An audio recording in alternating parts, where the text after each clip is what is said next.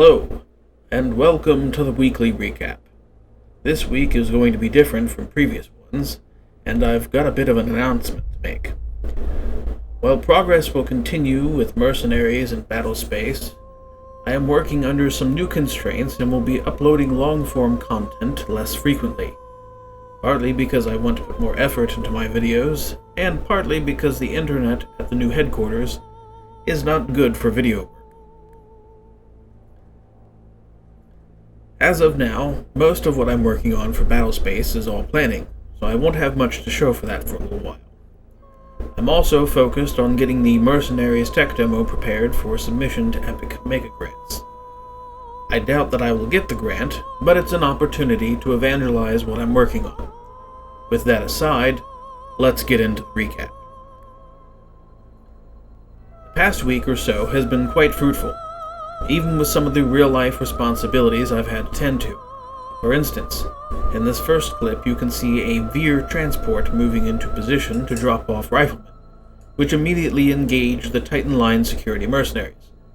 This is made possible by the current iteration of the faction mechanics, part of which includes lists of enemies and allies to look out for, and some new behavior to make firefights more interesting. However, this month is Spaceship Timber, and because I need them for faction warfare, I've started working on wrapping up some of the core vehicle mechanics, first of which is backpacks. In Frontiers Reach Mercenaries, backpacks aren't just an inventory expansion. Each type of backpack enables a different type of movement. With the large backpack, players will have access to a parachute they can use to break their fall or glide over long distances.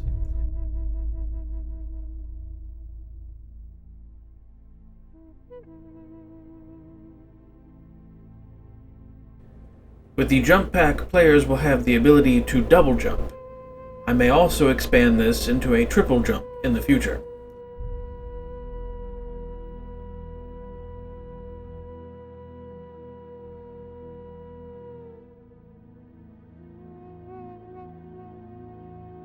And last but not least, the Rocket Pack, which doesn't expand the player inventory, but does allow for unrestricted movement.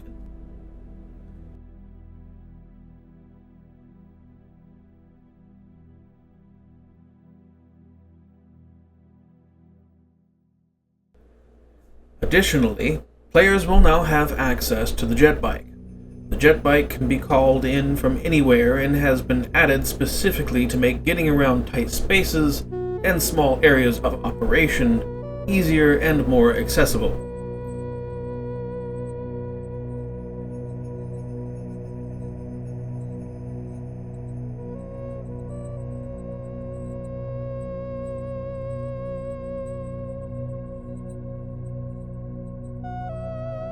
Another vehicle type that has been added is the transport. This is actually using the flight AI from Frontiers Reach 1, and some work is still to be done to smooth out the camera motion. This is now functional and ready for some much better artwork to be added, and to finally be integrated into the faction mechanics to make transporting between faction outposts and towns more convenient.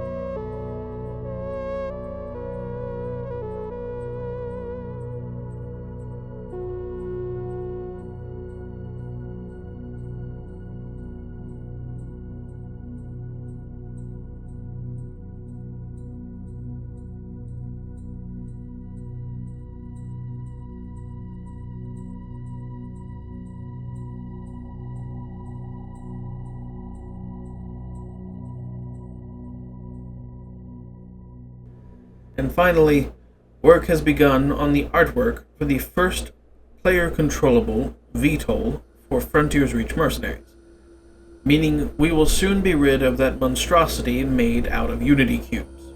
This isn't just another vehicle. This is being designed with a level of detail you won't find in many other games.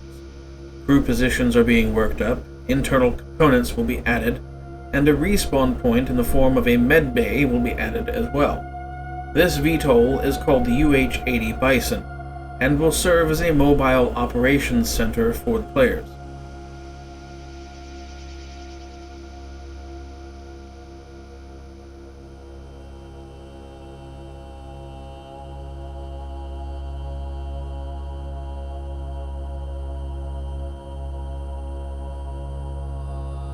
Oh, and one more thing. I took some time to work on the environment and spruce some things up in some areas.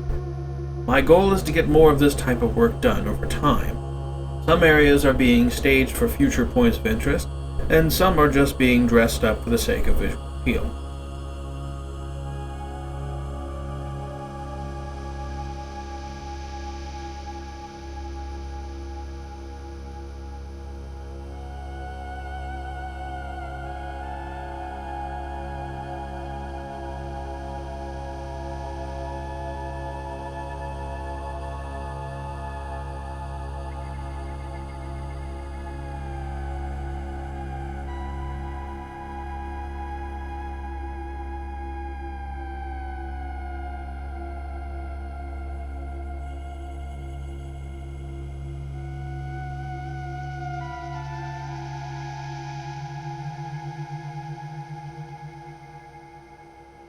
That's it for now, mercenaries.